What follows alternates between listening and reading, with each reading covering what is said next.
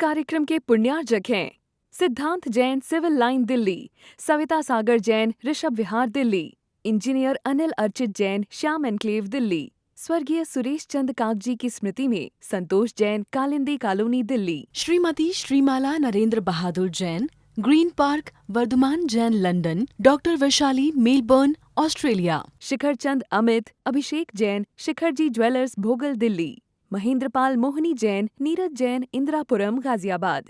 वंदितु सौविसिद्धे ध्रुवे मचले मनोभवं गदिं पते बोच्छामि तमय पाहुडो मणिमो सुध केवली भणिदम। आचार्य कुंदकुंद देव और उनके दोनों महान टीकाकारों को नमन और वंदन। समय सार महान ग्रंथ है, इसे बार बार सुनने से समझने से हृदय के कपाट खुल जाते हैं, मिथ्या भ्रांति मिट जाती है, भ्रम बुद्धि छूट जाती है, कर्ता कर्म संबंधी भूल निकल जाती है, आत्म स्वरूप का यथार्थ बोध हो जाता है। शुद्धात्मा का सच्चा परिचय होने से समय पर आत्मा की अनुभूति का रसपान जीव को होने लगता है। आज 89 नंबर की गाथा की चर्चा प्रारंभ करते हैं। यहाँ शिष्य ने प्रश्न किया है कि मिथ्या दर्शन आदि चैतन्य परिणाम का विकार कहाँ से आया?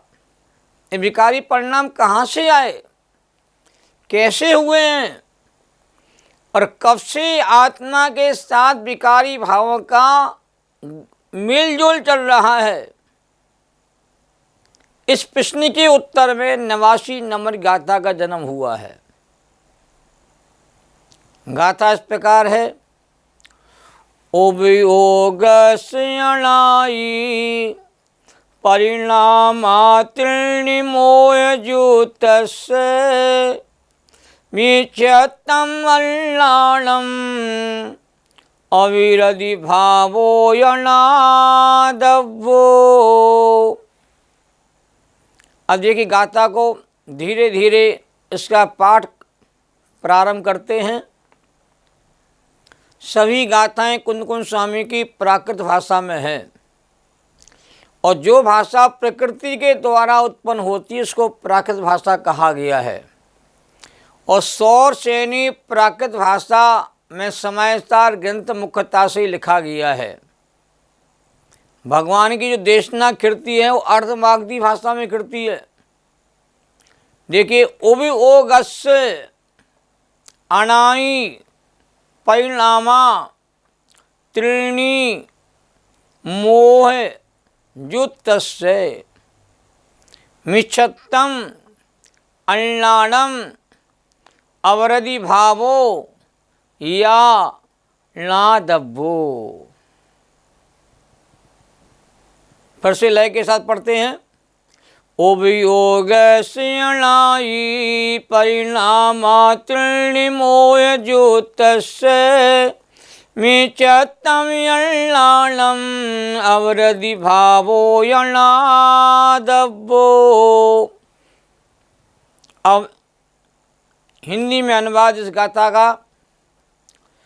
मोह ज्योति उपयोगी के परिणाम तीन अनादि से जानो उन्हें मिथ्याति अविरत भाव अर्य ज्ञान से। बड़ा सुंदर पद्यानुवाद किया है। अब मूल गाथा का मूल अर्थ देखिए। मोह से युक्ति उपयोग के तीन अनादिकालीन परिणाम हैं और वे तीन परिणाम हैं मिथ्यात्व, अज्ञान और अवरति भाव। ऐसा जानना चाहिए। पहले हम सरलता से भावार्थ की चर्चा करते हैं और भावार्थ हमारे टोडरमल जी के ज़माने में हुए विशिष्ट विद्वान पंडित जयचंद छावड़ा जी, जो जयपुर में हुए, जिनका शास्त्र अभ्यास बहुत गहरा था, बहुत गंभीर था। अनेक ग्रंथों का उन्होंने कहते हैं अध्ययन किया और अनेक ग्रंथों पर उन्होंने काम भी किया। उन्होंने लिखा है इस गाथा के भावार्थ में कि आत्मा के उपयोग में यह 3 प्रकार का विकार परिणाम अनादि कर्म के निमित्त से है। अब देखिए, समझना इस बात को कि आत्मा के उपयोग में, क्यों आत्मा और उपयोग दोनों एक ही है कि आत्मा उपयोग स्वभावी है, तो उपयोग में 3 प्रकार के विकार परिणाम अनादि काल से, विकार परिणाम बाद में हुए, आत्मा पहले शुद्ध अवस्था रूप था, ऐसा नहीं है। तो 3 प्रकार का विकार परिणाम अनादि कर्म के निमित्त से है। तो कोई भी कार्य होता है तो बिना निमित्त के भी नहीं होता। हर कार्य निमित्त के सद्भाव में होते हैं उपादान में। ऐसा नहीं है कि पहले आत्मा शुद्ध ही था और अब इसमें नया परिणाम विकार हो गया है, ऐसा नहीं है। कुछ मतांतर लोग ऐसे हैं, मतांतर वाले लोग, जो आत्मा को अनादि से शुद्ध मानते हैं। जेन्सेन कहता है कि ये आत्मा शुद्ध स्वरूपी तो है, शुद्ध स्वभावी भी है, अनंत शक्तियों का धारी भी है, अनंत गुणों की संपदा प्रत्येक आत्मा में अनादि काल से ही है।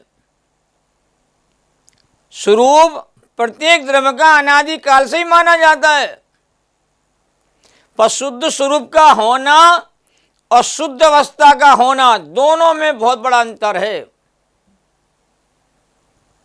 तो जीव अनादि से शुद्ध था, अब अशुद्ध हो गया है, ऐसा नहीं है। यदि ऐसा हो तो सिद्धों के भी नया परिणाम विकार होना चाहिए, किंतु ऐसा नहीं होता। इसलिए विकार अनादि से ही है, विकारी परिणति अनादि से है। पुद्गल कर्म के उदय का संयोग भी जीव को अनादि से ही है, कर्मादि का संयोग भी जीव को अनादि काल से ही है, और कर्मादि के संयोग में रागादि के परिणाम जो अनादि काल से हो रहे हैं, ये भी अनादि काल से ही है, और आत्मा भी अनादि काल से। आत्मा को अनादि अनंत स्वीकार किया गया है। पौदलिक कर्म भी अनादि अनंत होते हैं। नाना जीवों की दृष्टि से विचार करेंगे तो रागादि परिणामी नाना जीवों की दृष्टि से अनादि से अनंत काल तक रहेंगे। संतान अवस्था भी अनादि अनंत है और मोक्ष अवस्था भी अनादि अनंत है। पर प्रत्येक जीव की दृष्टि से विचार करते हैं तो अनादि से भले ये जीव अशुद्ध अवस्था में हो, पर है शुद्ध स्वभावी, शुद्ध स्वरूपी है, चेतना शक्ति का धनी है। और शुद्ध स्वरूपी जीवात्मा को जानने से, पहचानने से जीव के भीतर होने वाली जो अनादिकालीन अशुद्धता थी वह टल जाती है, दूर हो जाती है, तो आत्मा शुद्ध अवस्था रूप परिणति को प्राप्त हो जाता है। तो शुद्ध स्वरूपी होकर के अशुद्धता जीव में अनादि काल से ही है। ये रागादि परिणाम जीव में जो देखने में आ रहे हैं, इस संतान अपेक्षा से देखा जाए तो ये अनादि काल से ही है। उपयोग लक्षण होने से आत्मा उपयोग रूप है और मोह युक्त आत्मा के अनादि संतान अपेक्षा से 3 परिणाम कहे हैं। मिथ्यात् रूप परिणाम, अज्ञान रूप परिणाम और आवर्ती रूप परिणाम, ये अनादि काल से ही है। द्रव्य कर्म भी अनादिकाल से है, भाव कर्म भी अनादिकाल से है, नो कर्म भी अनादिकाल से है, शुद्धात्मा भी अनादिकाल से है। लोक में जो 6 द्रव्य कहे हैं ये अनादि अनंत हैं। ये 6 द्रव्य की रचना किसी परमात्मा के द्वारा नहीं हुई है। जैन दर्शन षड्द्रव्य व्यवस्था को स्वीकार करता है और यह षड्द्रव्य जो व्यवस्था है ये अनादि अनंत है, अकृत्रिम है, शाश्वत है, किसी के द्वारा बनाई नहीं गई है। तो जीव भले ही अशुद्ध अवस्था रूप परिणति को प्राप्त हो रहा हो, पर अशुद्ध अवस्था को टाला जा सकता है, हटाया जा सकता है। यद्यपि शुद्ध निश्चय नैसे शुद्ध बुद्ध एक स्वभाव वाला जीव है, ये हमारा ओरिजिनल स्वरूप है और प्रत्येक जीव का यही स्वरूप है। मिथ्यात्व आदि परिणाम कहते हैं छू मंतर हो जाते हैं, छूट जाते हैं, भाव को प्राप्त हो जाते हैं। ये वस्तु का स्वरूप है, इसलिए घबराना नहीं है। विकार को देख करके भयभीत मत होना। विकार हमारी भूल से हुए हैं। अपनी भूल को जिस दिन हम कहते स्वीकार करेंगे, भूल को सुधारेंगे, उस दिन विकारी परिणाम कहते हैं उत्पन्न होना रुक जाएंगे। भूल का परिमार्जन तो करना होगा, भूल को सुधारना तो होगा, भूल को स्वीकार भी करना होगा। भूल अपनी गलती से हुई है, भूल किसी ने कराई नहीं है, न कोई करा सकता है। तो जब जीव अपने चेतन स्वरूप की रुचि करता है, प्रतीति करता है और अपने चेतन स्वरूप की अनुभूति आगम परमागम के अभ्यास से करता है, तब जीव को स्वानुभूति की उपलब्धि होती है।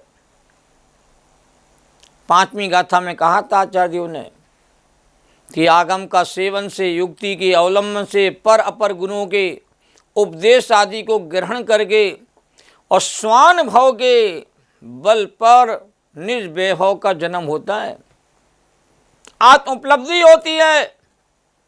जब आत्म उपलब्धि होती है तो सारे विकार थर थर कांपते हैं, सारे विकार भाग जाते हैं, विकार टिकता नहीं है। बलवान आदमी के सामने कमजोर आदमी टिकते नहीं है, भाग जाते हैं। कहीं झगड़ा हो रहा हो ना, और वहां पर कहते हैं पुलिस पहुंच जाती है, सेना पहुंच जाती है, सारे लोग तितर बितर हो जाते, भाग जाते, कोई सामना नहीं कर पाता है। आत्मा कहते बलवान है, सामर्थ्यवान है, अनंत शक्तियों का धारी है, अनंत गुणों का घन पिंड है। आत्मा जैसा पदार्थ लोक में कोई दूसरा होता नहीं है। ऐसी आत्मा की जिसमें जान पहचान, उसकी रुचि प्रतीति अनुभूति होती है। ये सारे मिथ्याद परिणाम, अज्ञान के परिणाम, अवरति के परिणाम, असंयम के परिणाम दूर हो जाते हैं।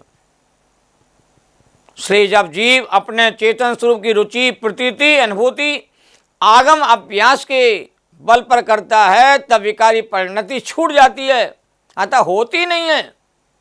संवर पूर्वक निजरा ही काम की है, बिना संवर के निजरा काम की नहीं होती है। नए विकार को होने नहीं देना और पुराने कर्मों की असंख्यात गुणी निजरा प्रतिक्षण होते रहना, यही संवर निजरा है। संवर सहित करो तब प्राणी मिले मुक्ति रानी। संवर के साथ जो निजरा होती है उससे ही मोक्ष लक्ष्मी की प्राप्ति होती है। आत्म यहाँ टीका में लिखा है, यद्यपि निश्चय से निज रस से ही समस्त वस्तुओं में अपने स्वभावभूत स्वरूप परिणमन की सामर्थ्य होती है। शुद्ध रूप परिणम करने की योग्यता मेरे भीतर है, तब तो रूप प्रकट होता है। प्राप्ति की प्राप्ति होती है, जो है वही प्रकट होगा। तथापि इस आत्मा के उपयोग का अनादि से ही अन्य वस्तुभूत मोह के साथ संयुक्त न होने से मिथ्या दर्शन, अज्ञान और अवरति के वैसे 3 प्रकार का परिणाम विकार है। उपयोग का वह परिणाम विकार स्फटिक की सूक्ष्मता के परिणाम विकार की भांति पर के कारण पर की उपाधि से उत्पन्न होता हुआ दिखाई देता है। जिस प्रकार यद्यपि स्फटिकमणि अपने स्वरूप परिणमन में समर्थ है, तभी कदाचित काले रंग के तमालपत्र, हरे रंग के केले के पत्ते और पीले रंग के स्वर्ण मात्र के आधार पर संयोग होने से स्फटिकमणि की सूक्ष्मता का काला, हरा, पीला ऐसे 3 प्रकार का विकार परिणाम दिखाई देता है। उसी प्रकार आत्मा के अनादि से मोह का संयोग होने से आत्मा के उपयोग का मिथ्या दर्शन, अज्ञान, अवरति ऐसे 3 प्रकार के विकार परिणाम आत्मा में दिखाई देते हैं। सारे कथन का तात्पर्य यह है कि आत्मा का पर संग से मिथ्यात्वादि विकारी भाव रूप परिणत होना एक पर्यायगत स्वभाव है। यह परिणमन अनादिकाल से हो रहा है। एक बार इन मिथ्यात्वादि भावों का पूर्णता नाश हो जावे, अभाव हो जावे, फिर इनकी उत्पत्ति कहते नहीं होती है।